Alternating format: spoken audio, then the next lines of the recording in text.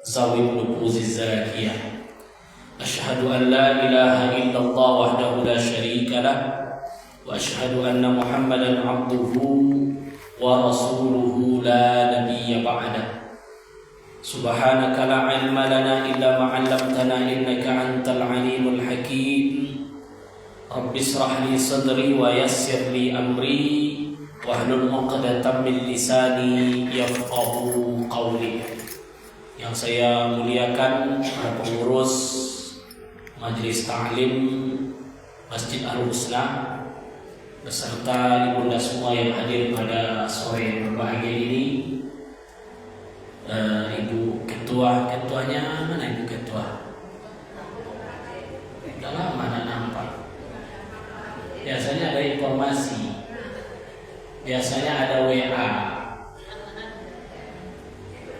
Jarang di sini sekarang Bu ya. Udah pindah. Belum jadi. Sekali seminggu pulang. Oh, sekali 3 bulan ke sini. Oh, di sana. Di kontak pun payah.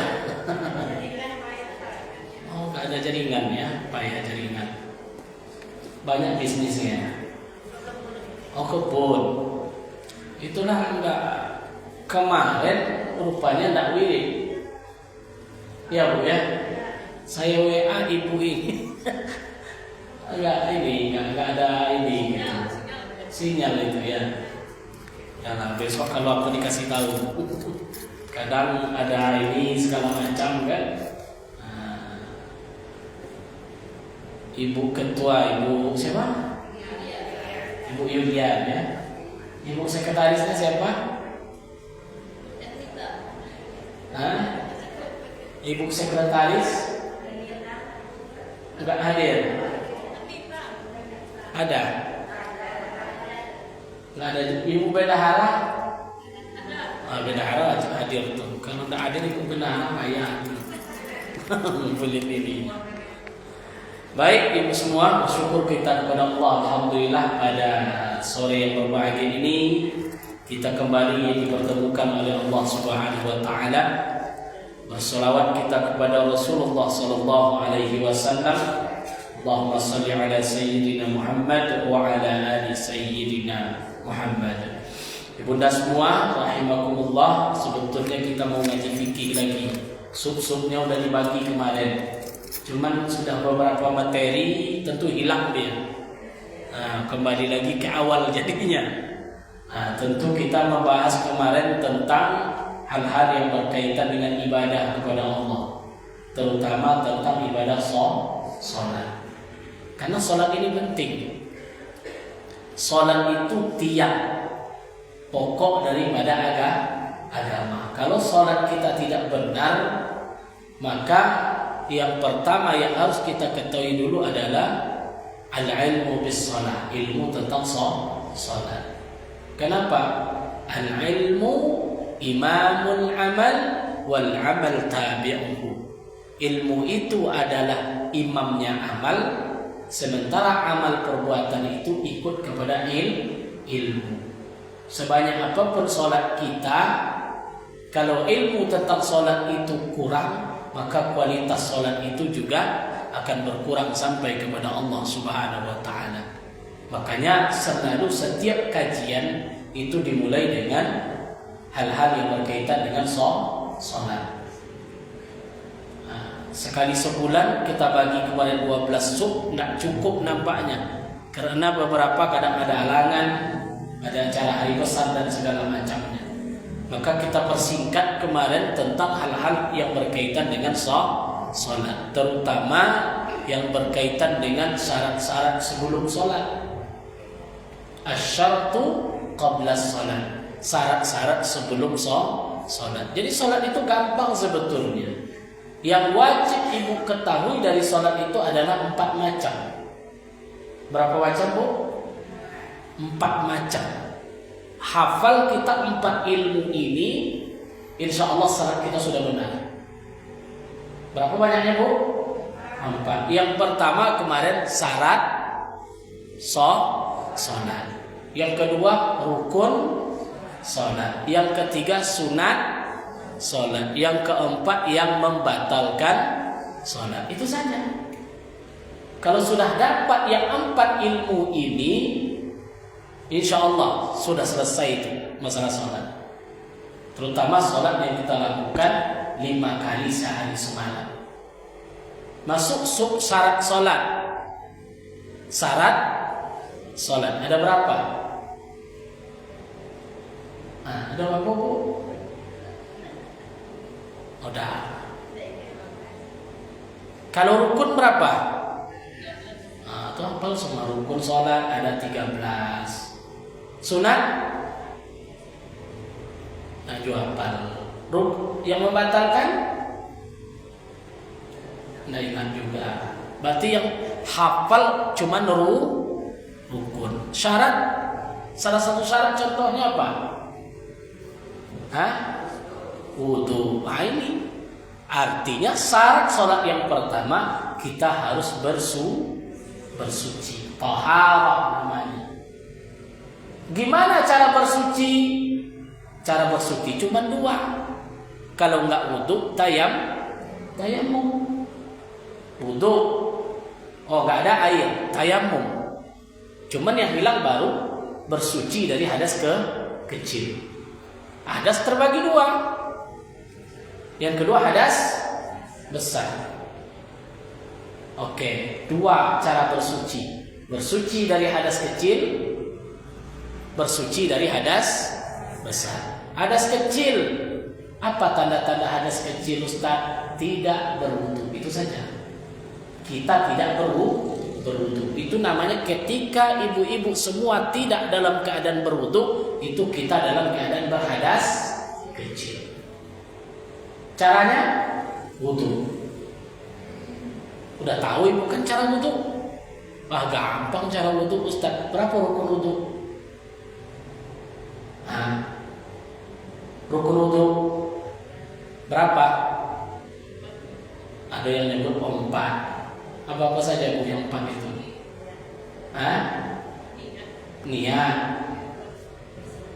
Terus cuci muka, cuci tangan, ngusap kepala, cuci kaki, terus tertib. Teringat tak? Kita review ulang lagi nih. Review ulang lagi. Untuk rukunnya 6. Niat, cuci muka, cuci tangan, usap kepala, basuh kaki, terus teringat Ustaz itu sunnah. Enggak wajib. Ibu wudu enggak cuci telinganya, wudunya sah. Niat. Di mana letak niat ketika basuhan pertama? Sengaja aku ngambil wudu karena Allah Ta'ala, untuk mengikhlaskan hadas kecil karena Allah Ta'ala. Itu rukun wudu. Yang membatalkan wudu apa saja yang batal wudu?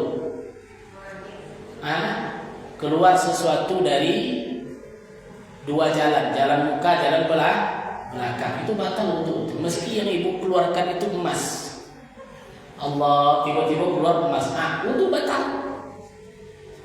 Terus yang kedua apa? Yang membatalkan wudu yang kedua, hilang akal. Kok bisa Ustaz hilang akal? Ibu pernah nggak hilang akalnya? Pernah nggak hilang akal ibu? Kapan Bu? Waktu lolok. Tahu loloknya? Waktu tidur, itu namanya hilang akal. Batal wudunya. Itu kebanyakan hari Jumat itu khatib sedang khutbah, suami ibu ikut Jumat, khatibnya kelamaan, akhirnya bersemedilah dia tidur, langsung akalnya hilang. Pas khatib sudah selesai, qomat imam, Allahu Akbar, Allah, baru terbangun. Bapak tuh nggak ngambil wudu dia, padahal wudunya sudah. Ini sederhana, cuman banyak yang nggak tahu. Banyak yang nggak tahu. Wudu hilang akal karena tidur, mesti wudunya diulang. Terus yang ketiga apa lagi? bersentuh kulit laki-laki dengan perempuan yang bukan muhrim. Terus sama suami batal nggak wudunya? Batal nggak wudu bersentuh dengan suami? Ayo Bu, batal atau tidak? Menurut ibu tuh batal. Menurut ibu ini nggak batal. Kenapa nggak batal, Bu?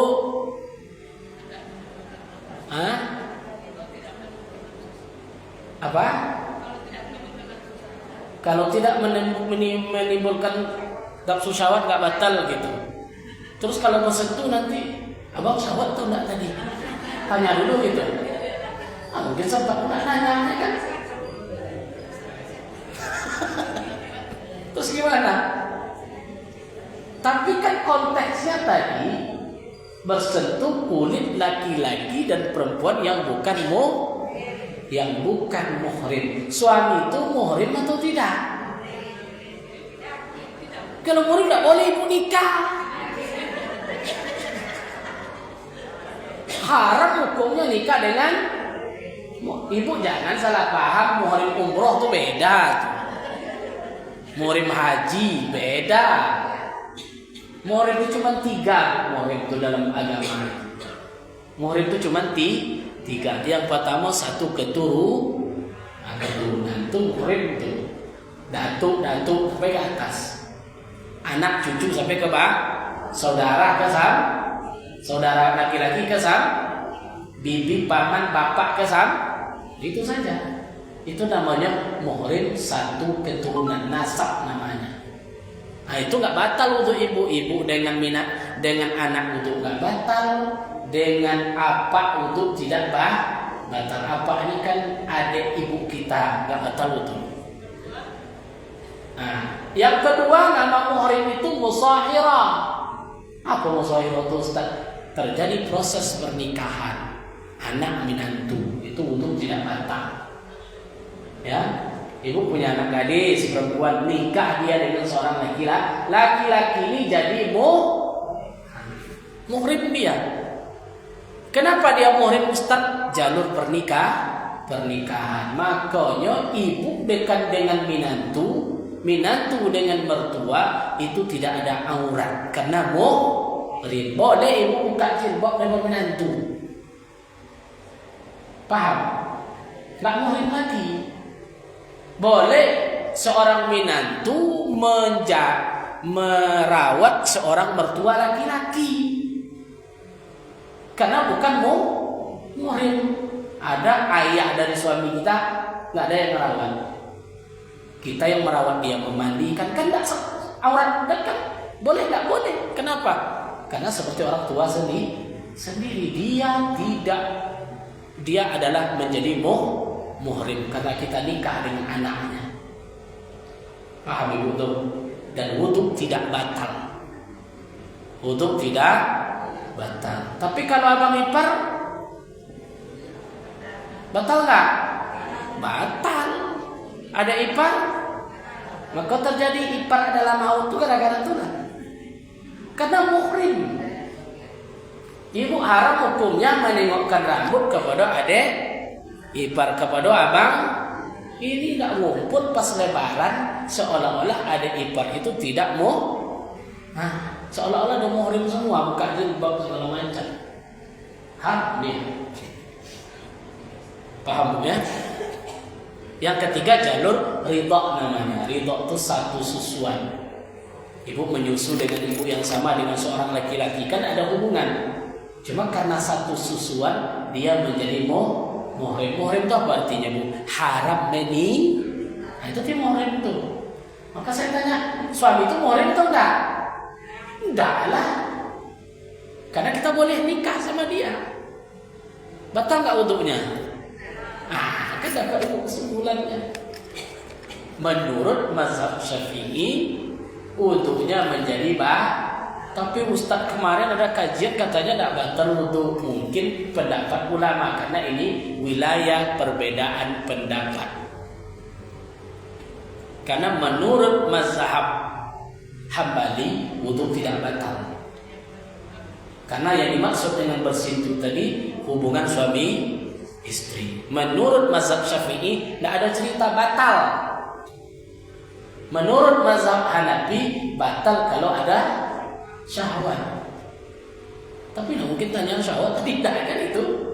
Nah, maka diambil sebuah kesimpulan dalam kitab ini, bersentuh kulit laki-laki perempuan yang bukan muhrim itu batal.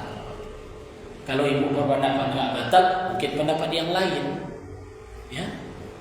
Nah, bisa saja pendapat yang lain. Tapi kalau menurut mazhab yang saya kaji itu batal. Nah, begitu. Itu menjadi batal. Terus apa lagi yang membatalkan wudu? Abu, menyentuh kemaluan itu batal. Menyentuh kemaluan bikaffin, tapi dengan telapak tangan. Kalau nggak telapak tangan nggak batal. Nah, telapak tangan yang mana? Ini dengan semua telapak tangan. Kaf istilahnya. Kok bisa Ustaz bersentuh baik kemaluan sendiri atau kemaluan orang lain? Kayak ibu cebokin anak. Tahu cebokin anak? Kan terpegang kemaluannya. Kalau udah pakai telapak tangan maka wudunya batal. Tapi kalau ibu pakai kaki nggak batal wudunya. Wudu tidak batal. Ibu tuh nenek tuh habis wudu dia mau sholat. Ngaji dia sama ustaz, malas dia ngambil wudu lagi. Jadi pas dia pakai cucunya pakai kaki dia lagi. Dia nggak mau ulang wudunya. Ya udah, wudu tidak batal wudunya. Kan yang batal itu dengan telapak tangan baru batal. Atau pakai apa namanya tuh? Nah, pakai plastik itu nggak mau dia batal, dia cuma pakai nggak batal karena nggak bersentuhan. Nah, itu tidak batal. Kalau tidak bersentuhan kulit dengan kulit itu tidak batal. Nah, paham, Bu? Maka kalau mau sholat nanti suami mau nyium istrinya, pakai alas, nggak batal wudunya. Wudu tidak batal asal tidak bersentuh kulit dengan kulit.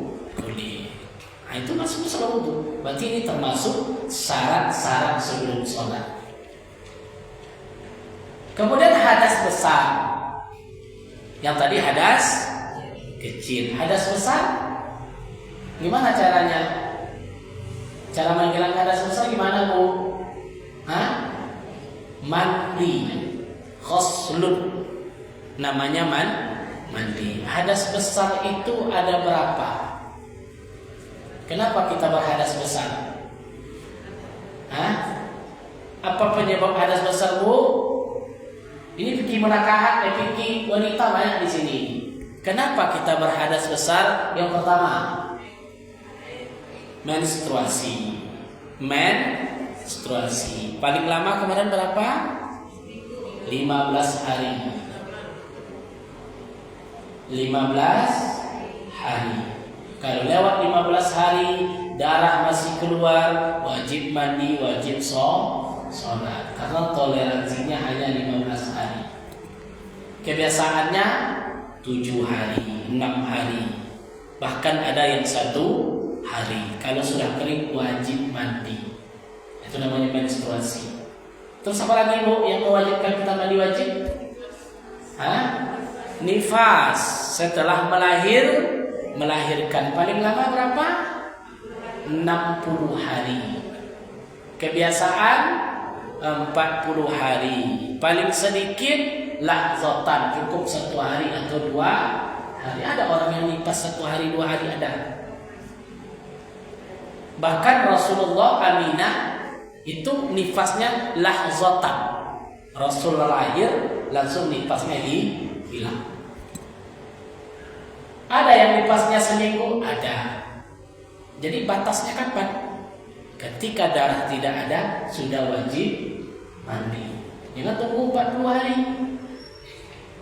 Ya, ada pula ibu-ibu yang tak ngerti kan. Ibu habis melahirkan ya. Terus ibu belum sholat, belum. Nifasnya udah berhenti. Kenapa ibu belum mandi? Kan belum sampai 40 hari katanya. Enak betul kita kan. Jadi batasnya tadi memang darah itu sudah tidak keluar lagi. Kalau orang yang erak, tahu erak bu? Erak apa? SC. Sesar. Sesar itu biasanya cuma 2 minggu nifasnya. Paling ada yang 1 minggu. Sudah selesai nifasnya. Maka ketika itu dia wajib mandi, wajib sholat. Nah, selesai. Terus apa lagi yang menyebabkan kita mandi wajib? Apa bu?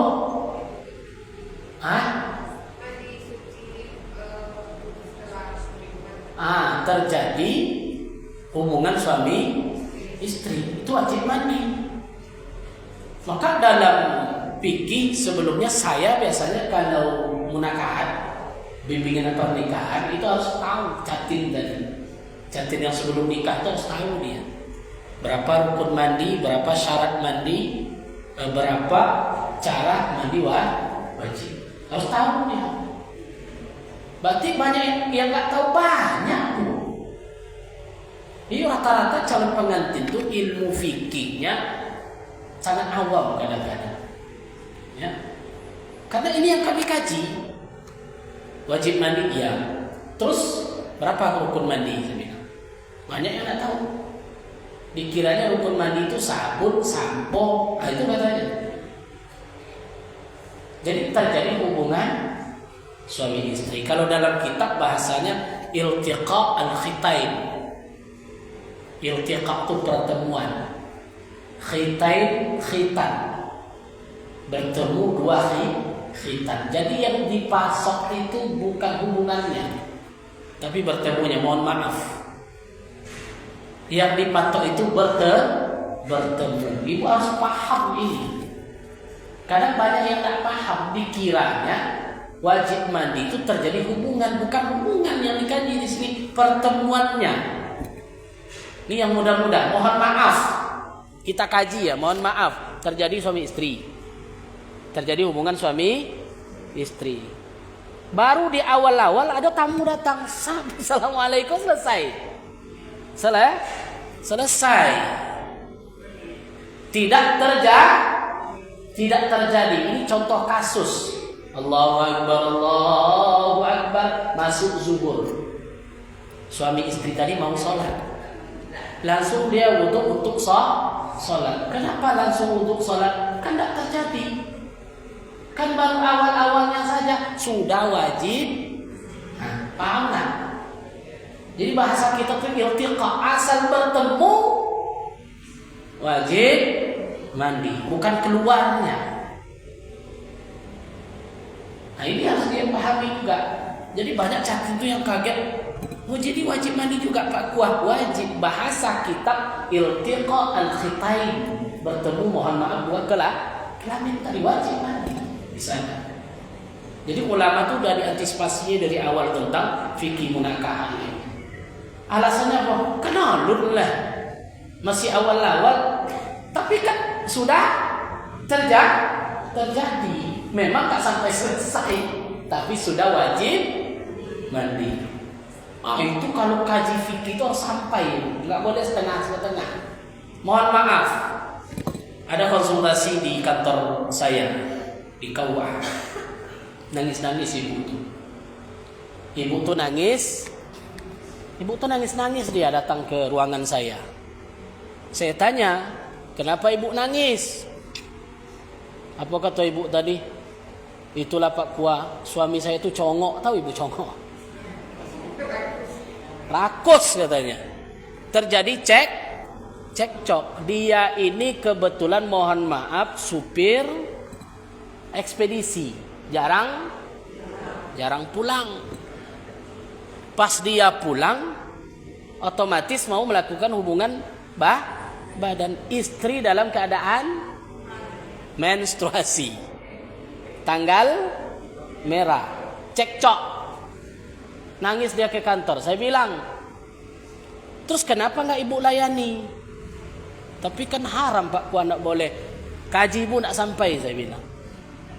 Kaji ibu tidak sampai. Pernah seorang sahabat bertanya ke Nabi, "Ya Rasulullah, istri kami haid.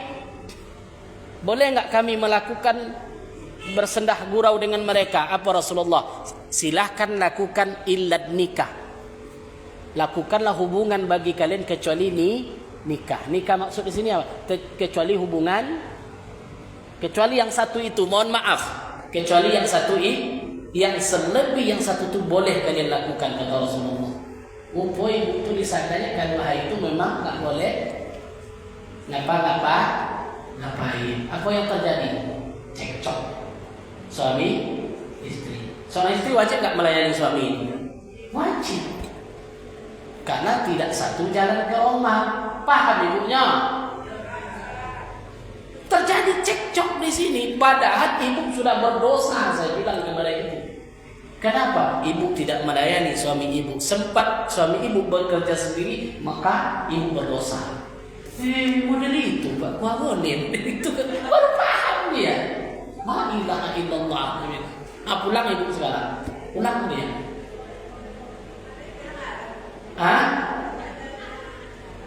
Apa Bu?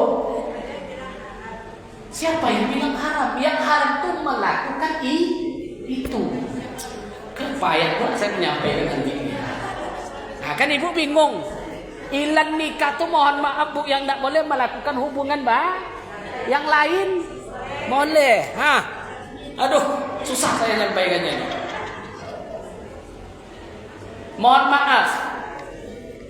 Mohon maaf, ibu layani suami ibu itu boleh. Tapi kalau dia bekerja sendiri, paham ibu tuh? Nggak dipaham. Dan ini haram. Rasulullah tadi ajarannya itu, lakukan apa saja illa nikah dalam hadis tadi, kecuali hubungan badan. Maknanya apa? Yang satu tuh memang nggak boleh, haram Bu. Selain itu boleh. Bingunglah sendiri. Bingunglah sendiri. Tapi ini kenyataan terjadi cekcok. Nangis ibu tuh ke kantor.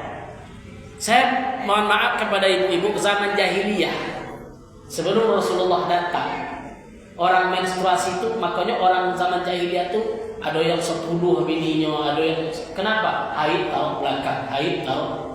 Nggak boleh saya tanya ibu-ibu, boleh nggak tidur ketika haid dengan suami? Mesti tidur berdua. Kalau sempat catin baru nikah, ijab kabul dia. Sudah ijab kabul haid istrinya. Tidur nggak dia berdua? Tidur. Pahamlah itu. Kalau udah dia pengantin baru, masih muda, maka kalau ilmu ini tidak disampaikan, baru malam pertama sudah berperang orang itu nanti. Sudah berkelahi karena nggak ngerti. Maka Rasul mengistilahkan para sahabat talazzus namanya. Talazzus itu bersenang-senang. Boleh dia. Nampak ibu masih bingung Bu ya? Ada yang masih bingung? Ngerti atau tidak? Udah paham ya? Udah paham. Boleh. Bahkan ibu wajib melayani. Wajib melayani. Karena itu pernikahan, hubungan yang suci. Salah satu tujuan pernikahan itu apa? Aghaddul basar, menjaga pandangan. Wa ahsanul farj, membersihkan kemaluan. Insyaallah ketika syahwat seorang laki-laki sudah tersalurkan, aman dunia internasional. Tapi kalau sempat terjadi kayak kasus ibu tadi, bapak tuh besok pergi dia nyupir, nenek pun lewat cantik nampak sama dia. Maka kenapa terjadi perselingkuhan? Inilah banyak persoalan. Karena tidak mengerti tentang bagaimana mohon maaf seks secara Islam. Begitu. Dan kami di kantor kan disampaikan, ya, seks edukasi namanya, seks secara syariah. Begitu. Jadi macam-macam. Kalau cerita saya kasus di Kuala tuh ketawa ya, berarti banyak macam. Maka menikah tuh mesti dua yang harus selesai itu. Bisa menunaikan nafkah lahir, bisa menunaikan nafkah batin, dan itu wajib. Dan itu wajib. Ya. Syarat nikah itu, kalau tidak bisa menunaikan akad batin tidak boleh nikah, karena menyiksa salah satu. Ya. Ada kasusnya, ada. Saya ketemu 1 tahun menikah selesai, padahal harmonis. Pas mengajukan cerai datang lagi mediator kuahkan konsultasi lagi. Kenapa? Nah itulah Pak Kuah, selama kami menikah itu kawan-kawan, kayak berkawan, tidak pernah. Kenapa? Biar laki-laki tidak bisa menunaikan akad batin. Padahal profesinya waktu itu kalau saya dokter ya, nikahnya besar aja, tapi umurnya bertahan dia cukup 1 tahun. Konsultasinya apa? Dan itu boleh bilang ketika nafkah batin tidak tertunai. Kemana baik dia? Lanjutnya fokus itu. Ada ibu-ibu yang bingung kadang-kadang. Maka salah satu mandi wajib tadi iltiqa tadi, paham ya? Bukan hubungannya, tapi bertemu tadi. Itu wajib. Jadi rukun mandi ada 2. Rukun mandi itu cuma 2. Satu niat. Yang kedua menyampaikan air ke seluruh badan. Dah selesai. Itu saja. Tapi hati-hati, jangan air yang kita mandikan tadi kita mandi wajib, sementara kamar mandi yang penampung air itu sedikit. Itu hati-hati mandinya. Jangan sisa kita mandi tadi masuk lagi ke dalam penampung air. Nanti jadi mustakmal. Kalau mustakmal nggak sah mandinya. Mustakmal itu paham ya, bekas mandi tadi masuk lagi ke dalam wadah. Jadi hati-hati mandinya. Dan pastikan air murni sampai ke seluruh badan dulu. Maknanya apa? Air mutlak tadi sampai ke seluruh badan. Jadi dibasahkan badan itu dulu. Kadang orang belum apa-apa sudah pakai sabun, pakai sampo, padahal air belum menyeluruh. Nanti kalau air sampo tidak sah. Nah, maka paling enak sebetulnya mandi wajib itu di sungai. Nyemplung dah selesai, habis semua. Atau keran, atau shower, aman dia. Tapi kalau ada penampung air nggak apa-apa, tapi hati-hati kita. Basahkan dulu dari ujung rambut sampai ujung kaki itu tak ada satupun yang tidak basah. Barulah mau bersabun mau apa boleh. Nah, itu cara mandi wajib. Dah, berarti hadas sudah selesai. Rukun sholat yang pertama sudah selesai. Wudu dan mandi. Itu syarat sholat yang pertama. Syarat sholat yang kedua apa, Bu? Syarat sholat yang kedua apa?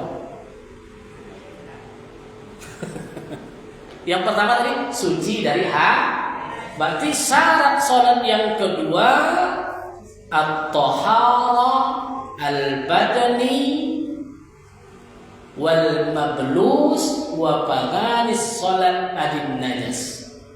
Bersih badan, bersih pakaian, bersih tempat sholat dari najis. Nah, ini hati-hati. Dalam sholat nggak boleh kita bersentuh dengan najis. Apa itu najis? Najis kalau dalam bahasa Indonesia kotoran. Maka para ulama sudah membagi najis yang pertama rawthun, baulun. Apa itu? Air bau. Air buang air kecil, baik semuanya. Mau air kucing, binatang ternak, maka hati-hati. Yang punya kucing di rumah nanti dia buang air pipis. Nah, pipis lah bahasa halusnya. Maka ketika itu bisa membuat najis. Atau ibu punya cucu, hati-hati, nggak boleh kena pipis. Kalau kena batal sholatnya, batal sholat nggak sah. Jadi sholat itu, maka kalau di rumah itu mesti kita membuat ruangan yang steril untuk sholat. Maka di rumah itu ada namanya ruang sholat yang steril, bukan dibuat kayak masjid, tidak. Ada sebatas ruangan yang tidak diakses oleh binatang atau anak-anak kita main-main di situ karena pipis, jadi bersih betul-betul. Ada semacam ruangan lah untuk kita sholat sunnah. Terus apa lagi? Najis. Yang pertama buang air kecil, buang air besar, itu udah jelas itu. Itu semuanya najis. Terus damun, darah. Apa bu? Darah, itu najis juga darah. Darah apapun, Allahu Akbar, keluar mimisannya. Mimisan itu darah kan? Nah, maka ulang lagi sholatnya, karena itu membuat najis. Sekalipun hanya percikan darah, digigit nyamuk, ya kan, keluar darah, mengalir, maka ketika itu dalam sholat mesti dibersihkan dulu. Terus kaihun, nanah, ini nanah yang sudah keluar. Kalau bisul bisa nggak bawa sholat? Bisul itu belum nanah keluar namanya, tapi nanah tersimpan, dia belum pecah. Nah, itu nggak masuk najis. Tapi kalau sudah pecah dia masuk najis. Terus apa lagi? Qai mi'dah, najis lagi. Muntah perut. Apa bu? Muntah yang keluar dari perut itu bisa najis, batal sholatnya kalau muntah. Atau terkena sajadah, nggak bisa lagi dipakai untuk sholat. Syaratnya apa tadi? Muntah dari perut. Kalau dahak najis atau tidak? Najis. Dahak tidak najis. Ingus tidak najis. Kalau ibu surah Allahu Akbar mengumpal dahaknya. Contoh, batuk mengumpal dahak. Dia batuk mengumpal. Bisa ibu nahannya itu selama sholat dalam mulut itu. Maka boleh ibu kemana buangnya? Sebelah kiri kita, pihak kiri kita. Allah bukan nengok, bukan begitu. Kiri di sini boleh, nggak apa-apa, karena dia tidak najis. Ya bu, kalau ke sebelah boleh semua ustaz buang sebelah kan? Nggak jadi sholat nanti habis itu. Ya, terjadi perkelahian. Maka dahak nggak najis, yang najis itu muntah. Seperti itu. Terus apa lagi? Yang najis lagi adalah muntah perut. Kemudian mohon maaf, mazi wadi, ini najis ini. Kalau mani nggak najis, air mani nggak najis. Jadi ada sperma kena sarung itu nggak najis. Karena sperma itu asal muasal manusia. Sulbi wa tara'ib namanya. Dan ini pernah terjadi, ya. Sarung kena sperma, dibawa sholat, sah sholatnya. Ya, karena dia tidak najis. Yang najis itu rutubahnya. Kalau bahasa kitanya apa itu? Air yang keluar, baik itu berupa cairan dan segala macam, itu namanya najis. Di antara dua jalan tadi, kecuali sperma. Sperma nggak najis. Kalau najis, sperma najis kita, karena asalnya dari situ. Sulbi namanya, wattara'i. Itu tidak najis. Terus apa lagi najis? Mayyitah, bangkai. Apa yang najis bu? Bangkai itu najis, kotoran. Ya, bangkai tikus atau ada bangkai yang jatuh itu najis, harus disingkirkan dalam sholat. Nggak boleh. Ya, nggak boleh nampak dalam sholat tadi. Terkena kita, maka sholat menjadi tidak sah. Maitah, bangkai, sekalipun sejenis bangkai yang tidak berdarah.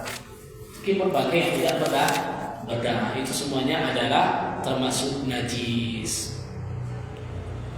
Terus yang termasuk najis lagi apa? Muskir, minuman keras. Apa bu? Minuman keras itu najis karena dia memabukkan. Ya, dalam Al-Quran disebutkan kan, bahwa minuman keras itu adalah najis. Muskrin itu semuanya adalah najis. Terus barang najis lagi adalah anjing dan babi, itu najis. Mughallazah, dia termasuk mughallazah, hal-hal yang disebut mesti disamak. Itu babi, anjing itu termasuk yang disama di sini. Nah, ini masalah-masalah najis. Paham? Ada lagi yang ibu tidak pahami?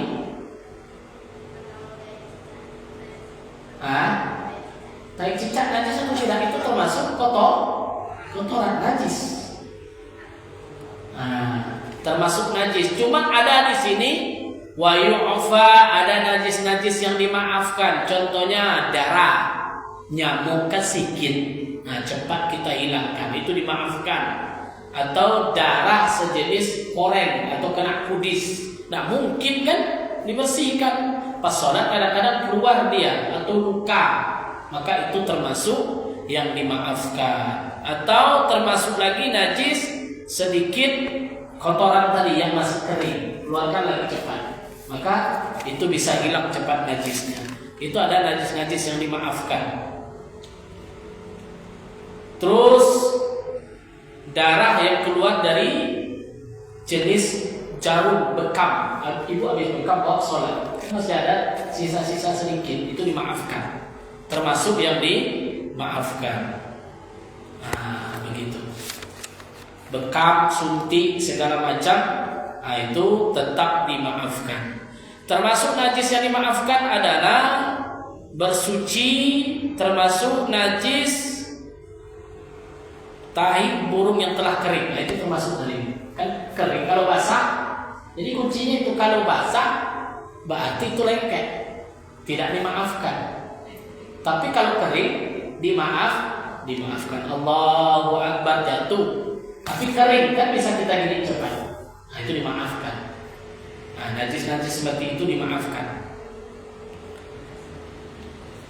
Nah, tai burung yang sudah mengering, nah, itu tetap dimaafkan. Nah, ini masalah najis. Jadi najis terbagi 3. Pertama, najis ringan. Apa najis ringan, Bu? Ayo, najis ringan mukhaffafah itu apa? Baul anak laki-laki yang masih tidak makan apa-apa kecuali air susu ibunya. Itu najis ringan. Kalau kena pakaian kita cukup percikan air, selesai. Syaratnya apa tadi? Anak laki-laki yang menyusui belum makan apa-apa kecuali air susu ibunya. Tapi kalau sudah pindah ke susu formula, maka pipisnya sudah masuk najis pertengahan atau mutawassithah. Obatnya apa? Dibasuh. Darah dibasuh. Jadi najis-najis ringan itu cuma dibasuh. Ada najis berat. Anak perempuan tetap, itulah. Tidak tahu kenapa itu. Kalau anak perempuan tetap najis pertengahan. Basuh dia. Nah, itu bedanya. Kenapa Ustaz? Saya nggak tahu juga. Itu kajian kitabnya seperti itu. Ya. Dan di situ walad di sana, bukan walada. Anak laki-laki. Tapi hari ini anak itu jarang yang hanya meminum air susu ibunya. Dan tersesat dikena susu formula. Lahir aja udah dikasih. Udah hilang itu. Iya kan? Coba lahir di rumah sakit. Ya. Kayak kemarin saya anak lahir itu udah ada merek susunya di rumah sakit. Nah, belilah susu ini, gitu kan? Sudah ada merek susunya. Berarti udah hilang karena formula sudah masuk duluan. Kalau ini murni dari lahir, nggak pernah makan apa-apa kecuali air susu ibunya. Nah, begitu. Cukup dibasuh saja. Terus najis berat. Babi, jilatan anjing itu disama. Ada tahu dan cara menyamakan tahu ya? Gimana caranya? Air tanah dibasuh 7, diambil air biasa 1 kali. Itu cara menyamak. Itu kalau ketemu tuh basah dan kering. Kalau sama basah enggak. Kalau sama kering enggak. Paham Ibu ya? Kalau ini tuh basah kering, jilatan kan anjingnya basah, kita kering begitu. Tapi kalau sama-sama kering, Ibu ambil anjing gini-gini, nggak najis nih. karena sama-sama kering. Nah ini basah dengan kering. Nah ini masalah najis sudah selesai ini, sudah tuntas.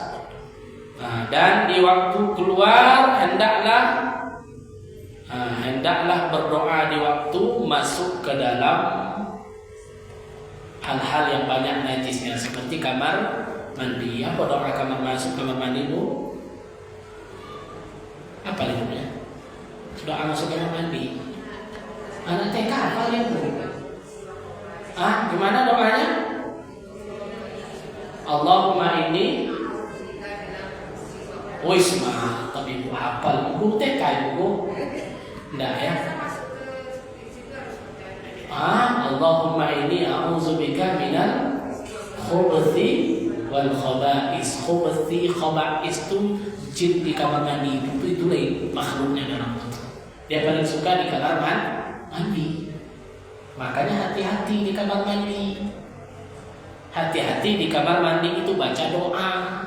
Kenapa? Karena kita masuk di tempatnya ada yang menjaga. Nanti tengah malam berani lagi masuk kamar mandi. Atau Ustaz ada yang menjaga. Baca doa ini, insya Allah aman. Doa keluarnya bu, Ghufranaka, Ghufranaka, alhamdulillahilladzi azhaba anni aza wa afani. Ghufranaka jangan boleh juga. Ghufranaka ya ampunan kau ya Allah. Kalau nak bisa aja, bukan nyerahnya bismillah aja udah. Makan bismillah. Allahumma inni a'udzubika minal khubuthi wal khaba'ith. Terus setelah bersuci, Allahumma tahhir qalbi minan nifaq wa hassin farji minal fawahish. Ini habis istinja, ya. Ibu bersih dan istinja, tahu istinja? Tahu istinja ibu? Buang air kecil, buang air besar, cebok itu boleh dua, boleh pakai batu, boleh pakai air. Kalau tidak ada air boleh pakai batu. Tapi di kitab tidak ada yang boleh pakai tisu. Ada di hotel itu kadang-kadang saya pernah juga. Mana airnya? Yang ada kadang cuma tisu, karena dia sistem toilet elektronik. Kalau sudah kita pergi, bawa air keluar. Mau gimana seperti itu kan? Ada yang seperti itu, ada sistem elektronik dia. Buang air kecil cukup pakai tisu. Sudah pergi kita dari itu baru dia keluar. Kan aneh. Nah, boleh juga. Maka istinja boleh pakai batu. Kiasnya apa? Boleh pakai yang bisa membersihkan termasuk tisu. Tapi kalau ada air pakai air istinja. Jadi setelah istinja, setelah selesai semuanya, Allahumma tahhir qalbi minan nifaq. Ya Allah, bersihkanlah hatiku dari sifat munafik, wa hassin farji minal fawahish, dan bersihkanlah kemaluanku dari yang keji. Doa anti selingkuh. Ya banyak selingkuh itu kalau doa. Nah, itulah masuk setan, masuk segala macam. Nah, begitu. Qala al-Baqi law syaqqa pada istinja ala wasada zakri lam tazilu i'adatuhu. Mesti istinja itu hati-hati, bersihkan. Apa syaratnya? Ada 3. Yang pertama, hilang rasa. Yang kedua, hilang bau. Yang ketiga, hilang bentuk. Sudah selesai istinja. Nah, tamat kaji kita masalah syarat sholat yang kedua. Saya perbanyak ini. Besok masuk syarat sholat yang ketiga. Ada pertanyaan silahkan. Kalau ada yang bertanya, sudah paham semua? Boleh? Kalau dapat saya jawab, saya jawab.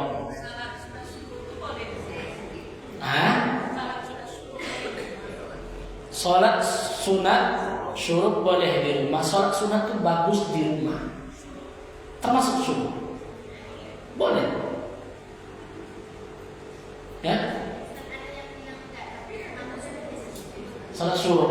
Begini bu, pendapat sholat syuruk ini ada 2. Ada yang mengatakan syuruk itu duha. Ada yang mengatakan duha itu syuruk. Enggak, ada yang mengatakan syuruk itu duha. Ada yang mengatakan memisahkan antara syuruk dengan duha. Jadi makanya syuruk di sini bukan pas terbit. Ditunggu dulu. Setidaknya kalau dalam apanya mungkin sekitar 10 atau sampai 15 menit setelah matahari terbit. Namanya syuruk. Bahkan haram sholat ketika buruk, ketika terbit itu hari. Nggak boleh sholat ketika terbit matahari. Makanya banyak ulama berpendapat syuruk itu duha. Awal duha. Orang yang melaksanakan duha, dia sudah melaksanakan syuruk. Ada ulama yang berpendapat syuruk dan duha itu berbeda. Nanti masuk ke bab sholat sunnah. Ada di kitab. Bab sholat sunnah. Begitu. Memang kan begitu sebetulnya Rasulullah kan tidak pulang ya. Dia sholat di masjid. Maka sholat subuh itu kan sunahnya sholat fajar dulu, sholat subuh dulu, zikir dulu sampai dia matahari terbit. Setelah itu dia sholat syuruk baru dia pulang. Begitu. Itu yang diambil sebetulnya. Tapi kalau masalah sholat sunnah di rumah tidak ada masalah. Makanya pendapat ulama tadi dia mengatakan syuruk itu duha. Duha itu syuruk. Sama kayak qobliyah ba'diyah. Itu bagus di rumah. Tapi kalau kita di rumah kadang-kadang kan payah. Rasulullah selalu di rumah karena ini rumahnya, ini masjid. Tahu? Rasulullah kan ini rumahnya, ini masjid. Jadi qobliyahnya di rumah nanti sholat di masjid. Kalau kita kan susah. Begitu. Ada lagi? Yang masalah tadi udah paham kan banyak yang belum nampaknya di sini mikir sekarang. Udah ada paham insyaallah ya. Yang sebelah sini udah paham semua. Awal duha itu setelah syuruk. Boleh. Yang paling afdal duha pas matahari sepenggalahan. Jadi duha itu mulai terbit matahari sampai waktu hampir zuhur. Tapi duha yang paling afdal itu seperempat setelah terbit matahari. Kalau maka jam itu tergantung, jangan pas terbitnya itu. Kadang ada kalau di Syakirin dilewatkan sebelum suruh itu. Memang jamnya setel seperti itu. Paham ya? Jam itu memang setelnya dilewatkan dari terbit itu sekitar 10 menit. Jadi kalau ada nanti semacam subuh berkah ceramah, Ustaz itu nitip memang langsung sholat karena sudah sengaja dilewatkan. Saya rasa itu juga begitu syuruk itu. Syuruk itu biasa sudah dilewatkan dari pas terbitnya tadi. Begitu. Bagus syuruk itu. Salat sunat isyraq. Maka para ulama mengatakan di bab salat sunat itu dia ada yang mengatakan syuruk itu duha, ada yang mengatakan terpisah. Ada yang mengatakan terpisah antara syuruk dengan duha. Tapi duha yang paling afdal pas matahari sepenggalahan. Berarti sekitar jam 9 sampai jam 10. Dia pertengahan itu. Sepenggalahan itu bermakna ibu cari ke arah miring matahari. Sepenggalahannya sama ukurannya dengan galah tadi. Begitu. Itu yang duha yang paling afdal itu. Jam 11 saja masih boleh duha. Setengah 12 masih boleh duha. Ya. Masih boleh duha. Enggak ada. Menjelang hampir waktu zuhur itu duha tadi. Waktunya. Baik, ibunda semua, itu yang dapat disampaikan pada pertemuan kita kali ini. Insyaallah besok masuk kita poin yang ketiga. Poin pertama, poin kedua sudah kita bahas. Besok masuk poin yang ketiga. Mudah-mudahan Allah melapangkan hati kita, sehatkan badan kita. Ada saudara-saudara kita yang sakit disembuhkan oleh Allah, yang kesulitan dimudahkan, yang ada hajat diijabah oleh Allah Subhanahu wa taala. Ala hasilnya Al-Fatihah. Na'udzubillahi minasyaitonir rajim. Bismillahirrahmanirrahim. Ar-Rahmanir-Rahim. Maliki yaumiddin. Iyyaka na'budu. Shiratal ladzina an'amta 'alaihim ghairil maghdubi 'alaihim. Na'udzubillahi minasyaitonir rajim. Bismillahirrahmanirrahim.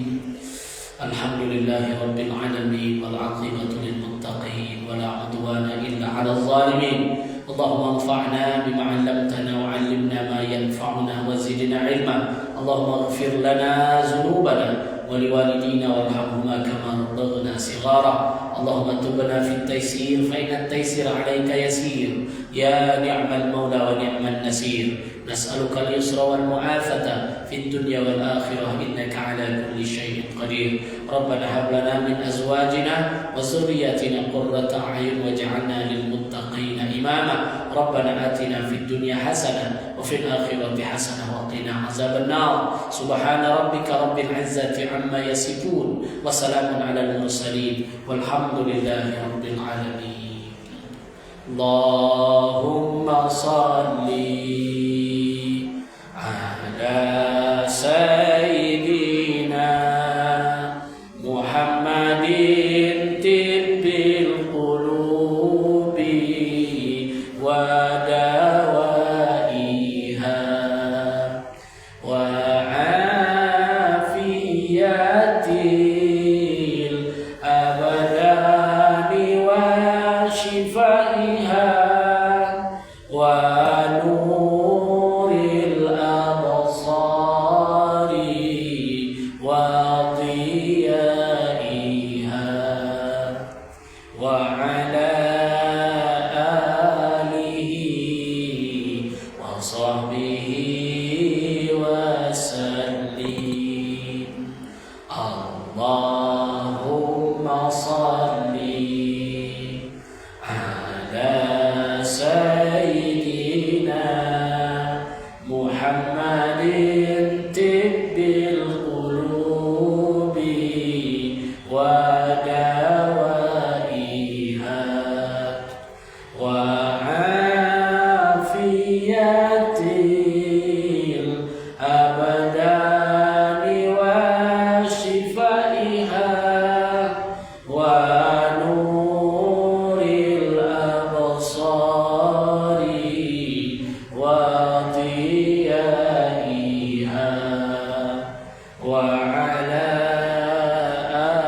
alihi wa sahbihi wa sallim. Allahumma salli ala sayyidina Muhammadin tibbil qulubi wa dawaiha wa afiyatil abadani wa shifaiha wa nuril absari wa diyaiha wa ala alihi wa sahbihi wa sallim. Ibu dan semua itu yang dapat disampaikan pada sore yang berbahagia ini. Insyaallah ingatkan punya kajian kita ke depan apa lagi? Syarat yang ketiga.